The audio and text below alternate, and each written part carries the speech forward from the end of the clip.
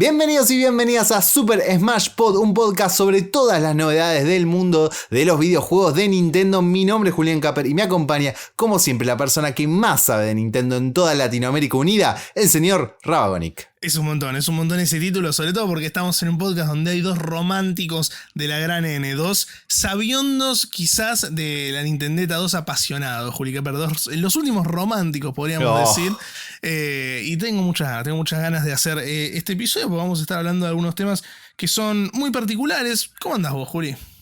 Bien, yo estoy muy bien y tenés razón, tenemos dos temas para hablar hoy muy particulares, muy diferentes, pero que ambos representan a Nintendo de distintas maneras. ¿Qué te parece si arrancamos directamente con el primero de estos temas? Vamos ahí.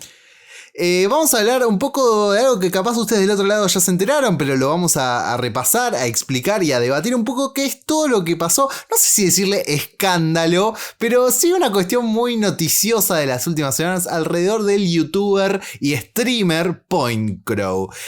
Para los que no lo conocen, PointCrow, como dije, un youtuber, un streamer que más que nada o que es muy popular, tiene más de 1 millón de suscriptores en YouTube y muchos de sus seguidores vino por el lado de hacer streams jugando Breath of the Wild modificado. Un poco de lo que es la cultura de los mods de los videojuegos que tanto han hecho famosos a otros como Skyrim y que muchas empresas ya lo aceptan como parte de cómo se mueve su fanbase y lo alientan. Incluso, bueno, es algo que Nintendo no hace, alentar los mods a sus videojuegos, y por eso este youtuber PointCrow tuvo un problema con Nintendo a partir de los mods de Zelda Breath of the Wild, justo en las vísperas del lanzamiento de Tears of the Kingdom. Él viene haciendo videos con mods de Breath of the Wild hace mucho tiempo. Por ejemplo, tuvo un video que se hizo muy popular donde cada vez que no sé qué pasaba aparecían como 100 cucos, 100 gallinas, y tenía que ir tratando de ganar el juego con cada vez más gallinas que iban apareciendo y era todo un descontrol y ese tipo de cosas. Hasta que él decidió, como tiene un montón de suscriptores, ya tiene más o menos una empresa de contenido, maneja una cierta cantidad de dinero y decidió poner gente a laburar para hacer su propio mod de Breath of the Wild, un mod multiplayer. Y cuando estrena este mod, el 6 de abril pasado, le cae Nintendo. Le hace un claim de copyright sobre 4 videos, todos que tenían algo del multiplayer. Él apela estos videos porque él dice están bajo las guías del contenido que Nintendo nos deja hacer. Nintendo tiene una serie de guías de qué podés hacer y qué no con sus videos. Y cuando él apela, Nintendo directamente empieza como a escautear, como a investigar sus canales y le empieza a claimear más videos. No solo de su canal, sino también de canales secundarios de él. Tanto así que al momento tiene casi 30 videos claimeados con copyright. Pero eso no es todo. Porque entre esos claims que se hicieron como en varias tandas, le empiezan a poner strikes de YouTube. Para los que no están tan metidos en la generación de contenido para YouTube, los strikes son advertencias de haber hecho contenido que no debías hacer, y a los 3 strikes YouTube te borra tu cuenta.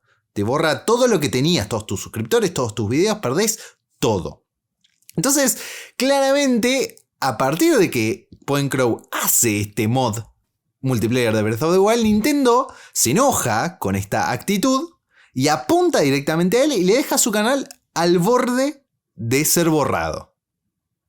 Esto es fuertísimo por todo lo que puede generar para un creador de contenido que se dedica a esto. Es una política que Nintendo, yo creo que por un lado, digamos, en cierto punto los termino entendiendo, porque su exhaustivismo para pescar estas cosas es un poco lo que genera que sus exclusividades sean tan fuertes también, que siga teniendo como ese hermetismo. Pero por otro lado siento que no hay nadie en la empresa que les diga, che, tenemos que ayornarnos un poquito a los tiempos que corren, tenemos que entender un poco mejor el ecosistema de redes, porque ha pasado un montón de veces. Ha pasado con Ibai, que lo habían cerrado en su momento de mayor esplendor cerca de la pandemia para hacer una colaboración con Pokémon Diamante, si no me equivoco, con los remakes. Y le pidieron que deje de streamear juegos hackeados, que era lo que él se dedicaba a hacer como contenido Pokémon. Y terminó diciendo, no me importa la plata Pokémon, si me querés cohibir voy a seguir streameando los juegos hackeados y chau. Y se solucionó por ese lado. Entonces hay varios ejemplos de estas cuestiones que creo que Nintendo no termina de entender lo que sucede en la actualidad y en este caso particular termina perjudicando directamente el trabajo de una persona. Sí, no, ahora vamos a ver cómo termina un poco esta historia. Creo que tienes un poco razón en lo que es el proceso y me parece que ahí hay un montón de debates súper interesantes que empiezan a meterse. Por un lado, lo que vos decís de Nintendo ha tenido gente que le ha dicho esto y no les ha hecho caso. Los ex managers de PR de ellos y de marketing, Kitty y Krista, que ahora renunciaron a Nintendo y tienen su propio podcast sobre el mundo de Nintendo, lo han contado, que ellos han tratado de explicárselos, han tratado de hacer egglogs que no son modificar el juego y Nintendo les ha dicho eso es modificar el juego. Le han tratado de enseñar la importancia de los creadores muchas veces más allá de una campaña de marketing. Nintendo no tiene ninguna intención de entenderlo hasta este punto. Eso siento que es una realidad, es más un hecho. No tiene la intención de entenderlo y no sé si es algo que vaya a cambiar en el corto plazo. PointCrow dijo que él quería hablar con Nintendo para tratar de llegar a algún acuerdo, para poner las cosas en claro. No va a pasar, Nintendo no tiene ninguna intención de hacer eso. Sí me parece que entra un debate en que Nintendo, si bien se enoja por la creación de mods, técnicamente no le claimea los videos por ser modificaciones, sino por copyright. Ahí hay un montón de cosas, porque por ejemplo hay un debate de si los mods de un juego son ilegales o no. Hay gente que te dice, no son ilegales, y esto PointCrow lo resalta, porque no tiene assets de Nintendo. Es un código que yo le pongo al juego que yo obtuve legalmente comprándolo y lo modifica. Pero el mod en sí no tiene nada de Nintendo, entonces no es ilegal. Hay abogados que te dicen no importa. Tipo, dice no importa porque el código, digamos, de un juego. Ni siquiera, es que ellos dicen no es el código del juego, es un código aparte. Pero Nintendo te puede decir no importa porque es un trabajo derivativo. Y los trabajos derivativos están protegidos por copyright. Y yo soy el dueño, entonces vos tampoco podés. Es esas cosas de la ley donde depende el estado, depende cómo está escrita la ley. Es un montón de grises que empiezan a girar ahí y son un montón es muy difícil de definir. Lo ves en las repercusiones de lo de PointCrow. Por un lado, no sé, Kitty y Krista dicen no, hacer mods es ilegal y Nintendo va a pensar que es ilegal. Hay otros youtubers que trabajan mucho con emulación que te van a decir no, los mods no son ilegales. Es bastante complicado. Bajo lo que se puede hacer más allá de la ley, Nintendo no podía bajarle los videos por ser mods, sí por copyright. Pero ahí entras en otro tema, que es que PointCrow, como todos los youtubers, como nosotros, como cualquiera, se pone bajo el amparo del fair use, que es algo que Nintendo tiene en sus guidelines. Y Nintendo de repente le dice, no me importa, no podés hacer estos videos, porque incluso entre los videos que le bajaron, había uno donde él estaba jugando Breath of the Wild normal, sin mods. Y lo cual es un problema, porque bajo esas líneas vos le podés bajar cualquier cosa a cualquiera. Nos podés bajar este video a nosotros, le podés bajar a un video de reactions, un tráiler. Es simplemente porque decidiste ir contra esta persona porque hizo un mod. Sí. Yo creo que también hay un tema que es muy triste, digamos, y es muy, muy complicado, no solo para los creadores de contenido, sino cualquier usuario promedio de estos consumos de Nintendo, que es que cuando Nintendo se te pone en contra, digamos, incluso no importa si tenés razón legalmente. O sea, total. Tener razón legalmente podés llegar a ganarle un juicio a un buffet gigante de Nintendo y es complicado. Y encima si se lo ganás va a ser en 5 o 6 años, no se va a resolver ahora. Y vas a gastar un montón de plata. Y vas a gastar un montón de plata y todos esos 5 o 6 años, ¿quién te los va a costear? Porque tu laburo te lo acaba de sacar Nintendo mismo dando de baja estos videos de YouTube. Entonces, creo que es una cagada en cierto punto y para decirlo así literalmente, sí. En el sentido de que si Nintendo decide que digamos no le gustó algo que hiciste, por más que tengas razón, es muy probable que tengas que, digamos, recular de lo que estabas haciendo. Bueno, yo creo que eso es un poco lo que termina pasando en algún punto. En un principio todo explota cuando PointCrow hace un video en su canal explicando toda la situación con un discurso que se notó mucho que estaba escrito por abogados y él mismo termina diciendo después, ese video era una necesidad legal por si Nintendo o él en algún punto decidían escalar esto a una corte. A él le servía tener un video donde presentaba todos los motivos por los cuales lo que él había hecho estaba bien. Y ese fue el video que explotó y se hizo viral y empezó a repercutir por todos lados.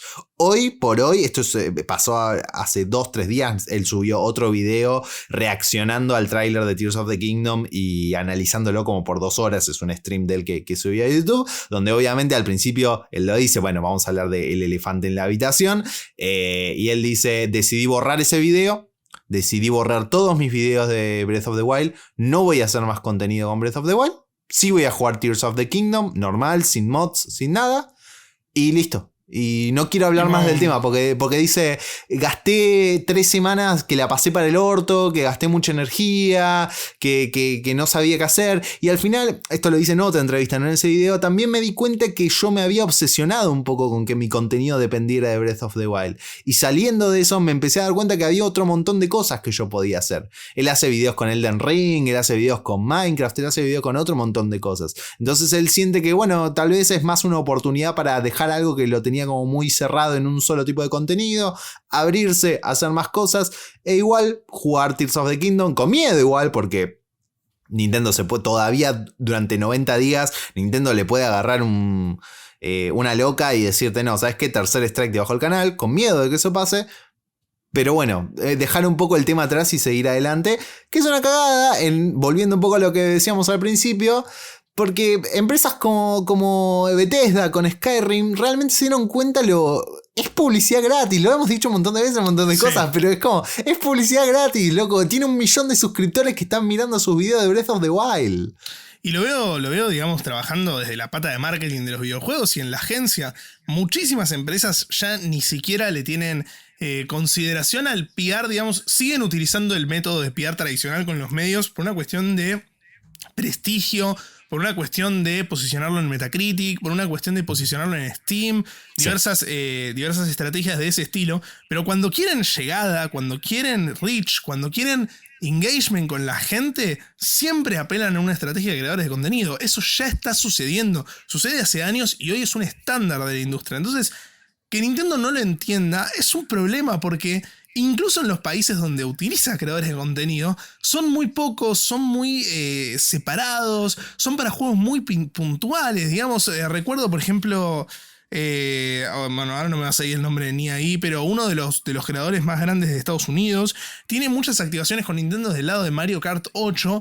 Y es como particular porque decís, bueno, esta persona está metiéndole mucha acción a Nintendo, está pagada por Nintendo, todo lo que vos quieras, pero no lo hace con juegos nuevos, no lo hace con lanzamientos, no lo hace con DLC, solo lo hace con Mario Kart 8. Termina siendo un poco extraño y demuestra también que Nintendo quizás no está con ganas y no está con la cabeza puesta en entender estos nuevos medios de comunicación.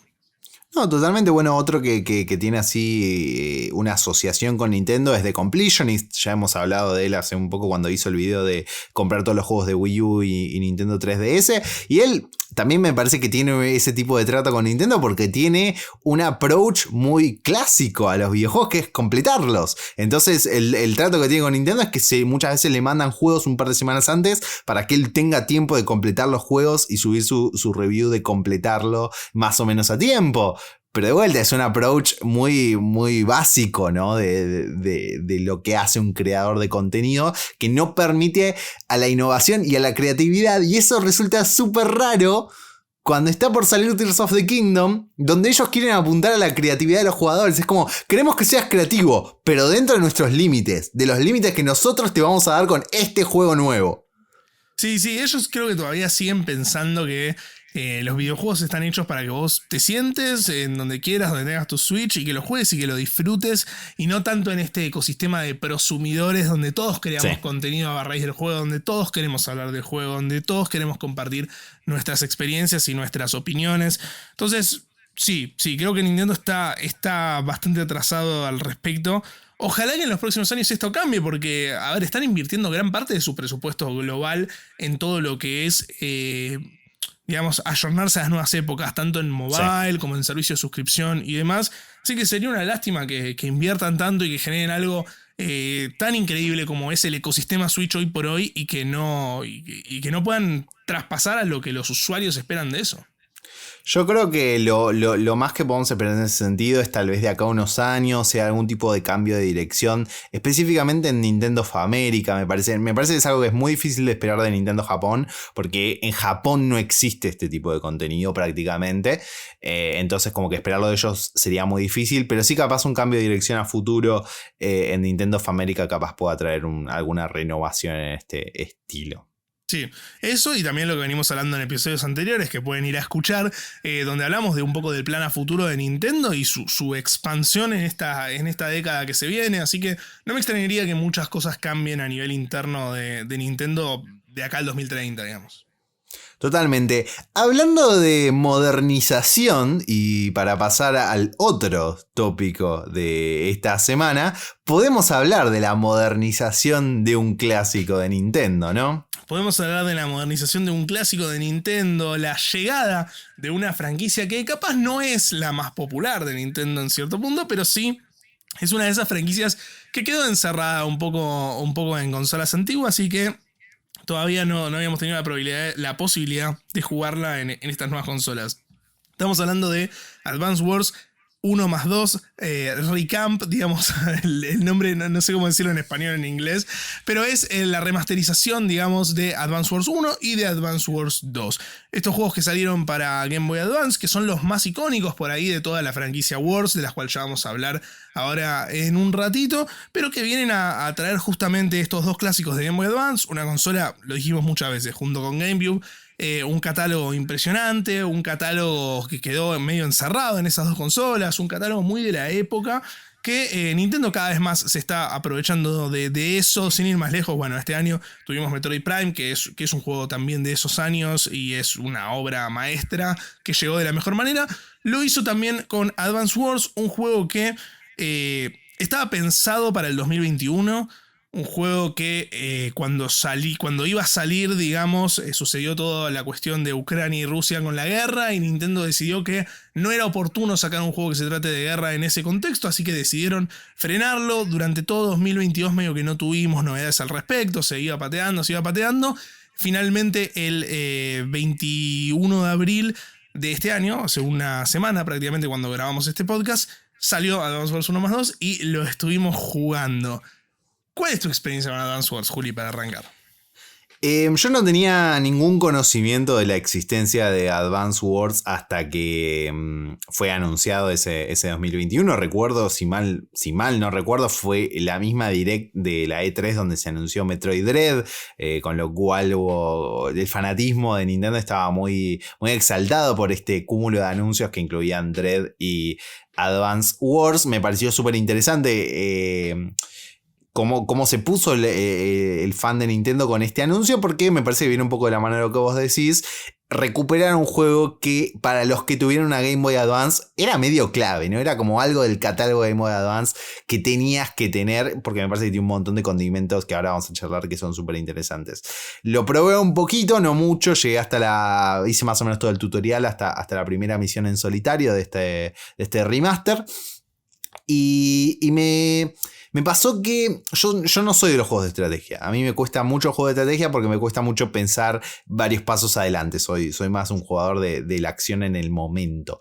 Y si bien sentía que había cosas del juego con las cuales me costaba porque te requiere ese pensar un par de pasos adelante, es muy atrapante el juego.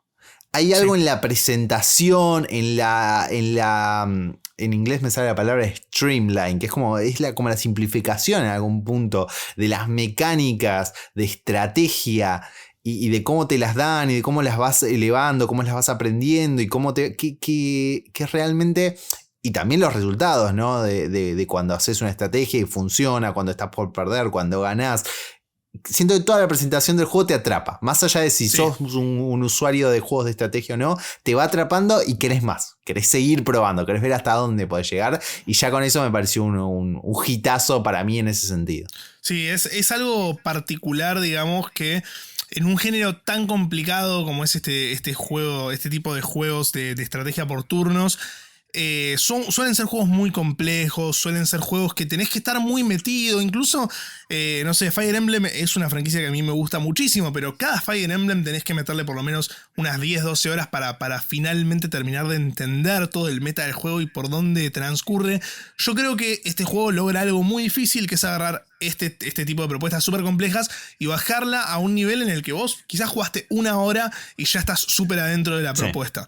Eso para mí es muy difícil. Creo que en gran parte también tiene que ver con lo que decís de la simplificación y que es una idea fantástica el hecho de que cada, por así decirlo, peón represente a 10 tropas que están dentro de un solo tipito. Entonces vos en el tablero, como estamos viendo en la versión audiovisual, por ejemplo, estamos viendo a 2 personajes contra uno. En realidad estamos en una guerra que hay 20 soldados contra... 20 soldados contra 10 soldados, en teoría.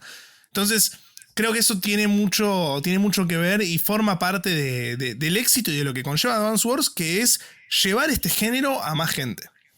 Sí, y ahí hay dos cosas. Por un lado, la inteligencia con la que se simplifican los conceptos de un juego de estrategia y de un juego de estrategia de guerra, porque vos realmente decís, si bien es muy simple, tipo, mover tus tropas acá, pelea contra te puedes mover así, este tipo de tanque puede hacer esto, pero no puede hacer esto otro, los helicópteros pueden hacer esto, pero no pueden hacer esto otro, hay algo de... se siente como que si bien está simplificado, es verídico en algún punto. Es verosímil, no verídico, perdón. Sí. Es verosímil a lo que son las estrategias de una guerra, obviamente en un concepto mucho más dulzón, si se quiere, y mucho más simple. Eso por un lado, y después por el otro, de no olvidarnos que estamos hablando de un remaster.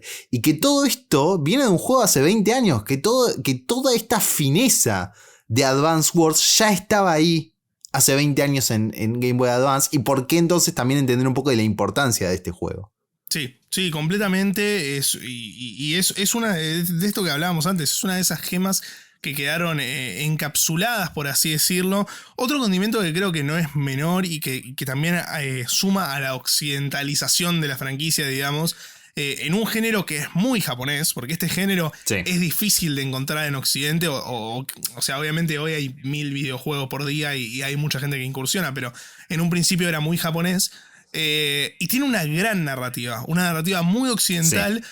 Yo no jugué a Advance Wars 2, de hecho cuando arrancás esta remaster no te deja jugar al 2 sin antes haber jugado al 1, entonces todavía no pude incursionar en eso, pero la narrativa de Advance Wars 1 tiene plot twists, tiene clichés, tiene cosas muy clásicas de la narrativa occidental que creo que también contribuyen a llevarte de la mano y que todo sea un poco más ameno. Sí, que un poco devuelve al tema de por qué se retrasó el juego, ¿no? No solo es un juego de guerra en un momento de guerra, la trama con la que empieza Advance Wars es muy de hoy en día, porque estamos hablando de un país que invade a otro directamente, entonces eso también como que ya te pone un paralelo muy particular. Y después un poco lo que vos decías, de que sea algo muy japonés, estamos hablando de que hubo, si no me equivoco, creo que entre 3 y 4 juegos solo lanzados en Japón antes de que Advance Wars llegue a Estados Unidos.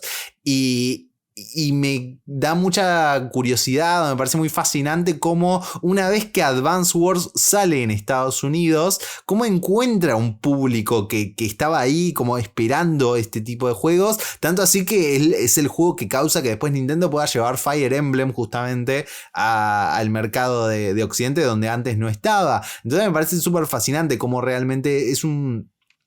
siento que es una franquicia que realmente se fue reinventando con cada edición. Bueno, Famicom Wars desde 1988, Game Wars, Super Famicom Wars, y se fue reinventando hasta que dijeron, che, podemos occidentalizar esto. Esto ya es un producto que tiene una appeal para ese público. Como que se fue, no sé, retrabajando la franquicia hasta que pudo apelar a un público más grande, y eso me parece súper interesante. Que también es un, para poner un poco en contexto, es un testimonio muy de época de Nintendo y de las compañías japonesas en general, ¿no? Muy, en cierto punto, muy consecuencia de la Guerra Fría, en cierto punto, de no saber o como no entender que había un público para sus costumbres, por así decirlo, ¿no?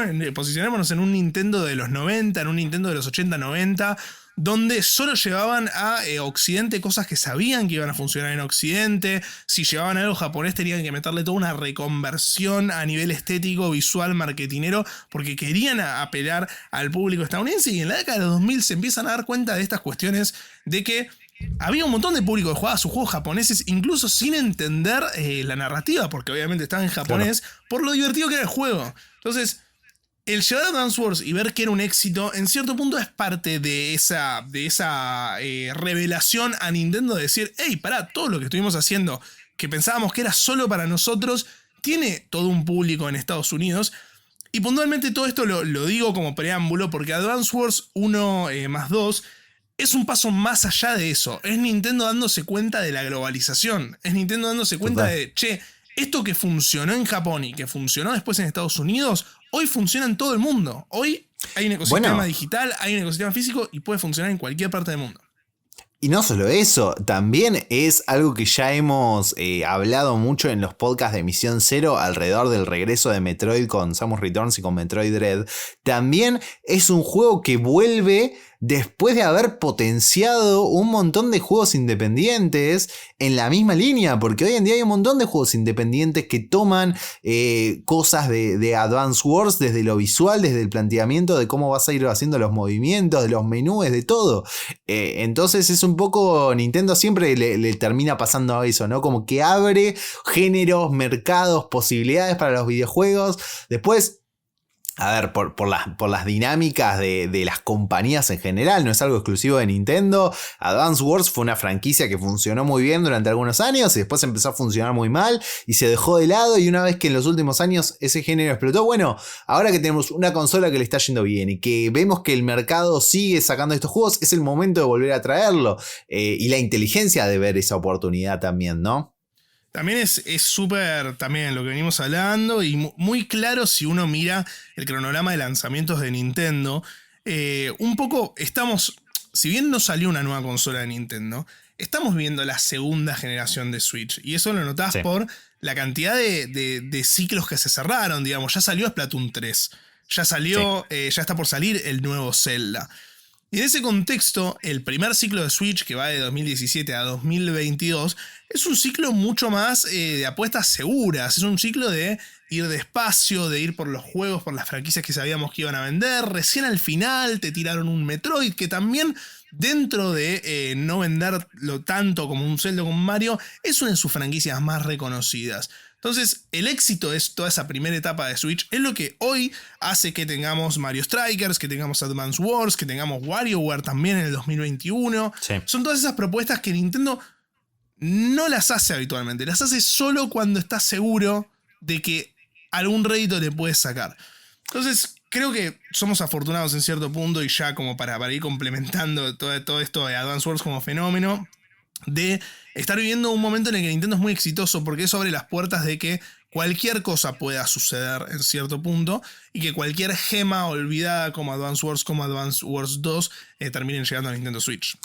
Y también saber medir las oportunidades. Si este es un juego que hace 2 años no pudiste sacarlo un par de semanas antes de Tears of the Kingdom, donde vos sabés que lo vas a vender como pan caliente, y capaz no te jode tanto si Advance Wars vende menos, porque obviamente es un juego que va a vender menos, pero no te importa, en 2 semanas sale Tears of the Kingdom y vas a vender todo, y quedás... No solo estás sacando un juego que ya tenías desarrollado hace un montón de tiempo, sino también quedas bien con un montón de fanáticos que lo estaban esperando y que lo van a disfrutar, o gente que a través de los vouchers o lo que sea va a descubrir un juego que capaz no tenía visto y va a encontrar algo nuevo en ese sentido. Y un poco también cerrando un poco el ciclo en lo que ya venimos hablando de, bueno, todos los anuncios que teníamos de Nintendo ya están por salir. O sea, ya prácticamente nos quedan 2-3 juegos anunciados de Nintendo por salir: Zelda, Pikmin y Metroid Prime 4. Y se acabó la lista. Entonces, me parece que también estamos cerrando un poco el ciclo por ese lado. Y ya yéndonos un poco a Advance Wars, estamos ante... Quizás Advance Wars es el cierre de una era en Nintendo Switch, justamente por lo que mencionabas. O sea, yo creo que hasta el lanzamiento de Pikmin va a haber una fuerte campaña de marketing de Tears of the Kingdom, porque lógicamente es el juego más importante del año para Nintendo. Y después nos queda Pikmin, pero después de Pikmin no tenemos absolutamente nada. Y literalmente Nintendo es una incógnita. O sea, puede tranquilamente sacar una consola en septiembre, como puede no sacarla en los próximos 5 años. Total. Es totalmente así. Una cosa más que quería hablar de Advance Wars, como para capaz cerrar hablando un poco más del juego en específico, que me pareció súper interesante, es obviamente vos haces un remaster de un juego de hace 20 años y si bien es un juego finísimo para la época, tiene un par de cosas que me parece que vos le tenés que dar en cuanto a la calidad de vida y me parece que están absolutamente los botones para acelerar el transcurso de las partidas claves mal. Después, la cantidad de contenido extra que tiene el juego. Es un juego al cual, por lo que se ve, le podés meter como unas 40 horas en la cantidad de mapas, posibilidades online, diseño de mapas propios que le podés poner. Me parece que también la cantidad de contenido extra que le pusieron es... no, son esas cosas que Nintendo no está obligada a hacer. Tipo, Advance Wars no tiene por qué durar 40 horas. Es una locura que tengas 40 horas de Advance Wars para jugar. Sí. Sí, y aparte creo que está muy bien llevado como producto.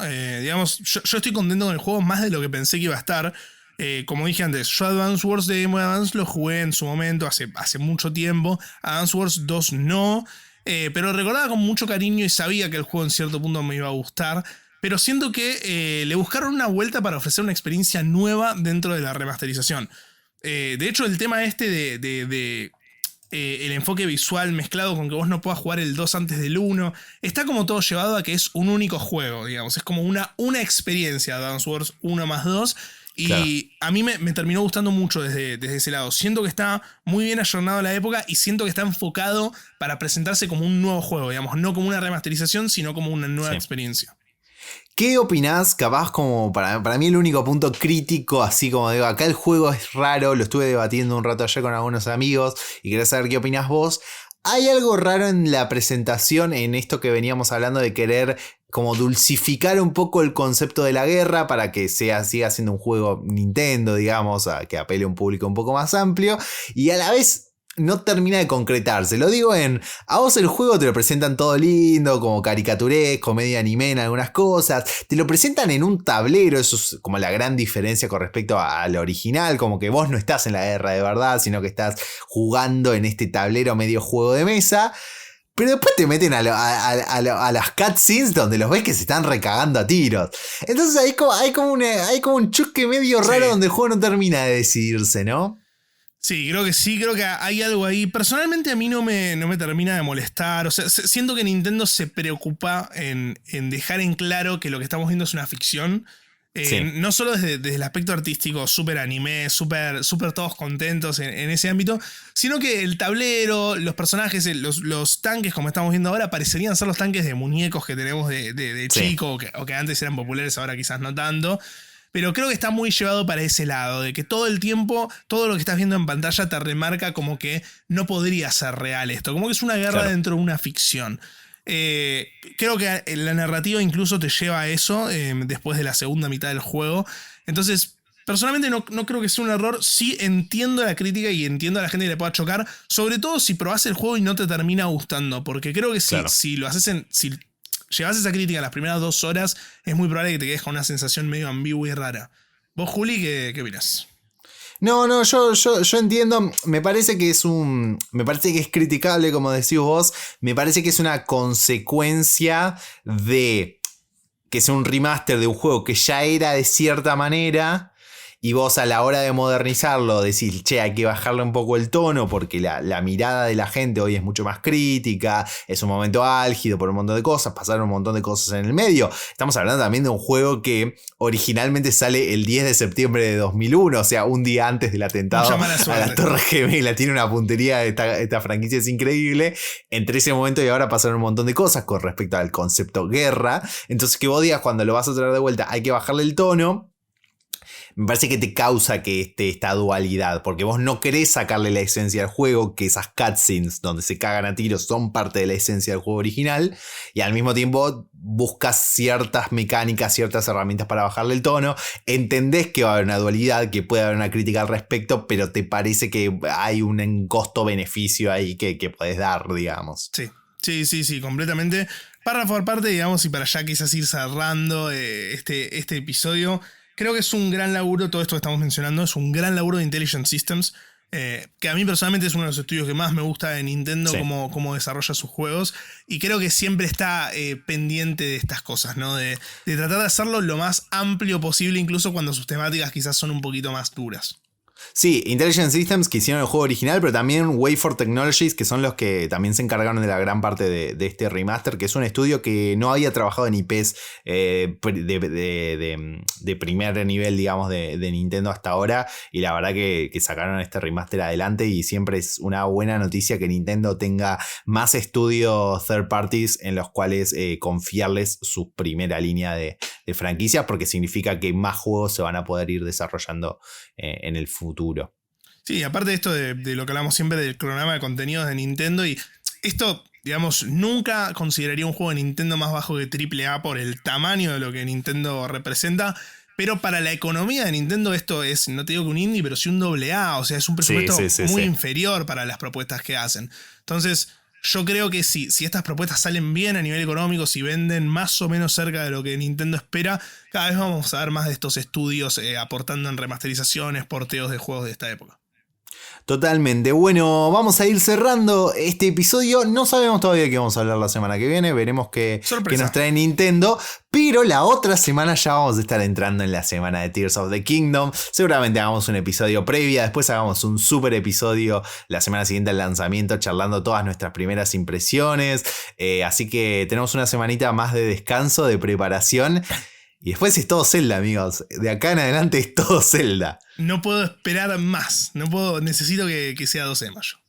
Totalmente. Nico, ¿en dónde te podemos encontrar en las redes sociales? En todas las redes sociales como @rabagonic. A mí me pueden encontrar como @JulianCaper. Al podcast lo pueden seguir como Super Smash Pod en todas las redes. Recuerden dejarle un like, una suscripción al canal, una calificación en Spotify si nos están escuchando por ahí, y todo lo que puedan para compartir y para ayudarnos nos viene re bien. Muchas gracias por escucharnos y nos vemos en el próximo episodio. Adiós.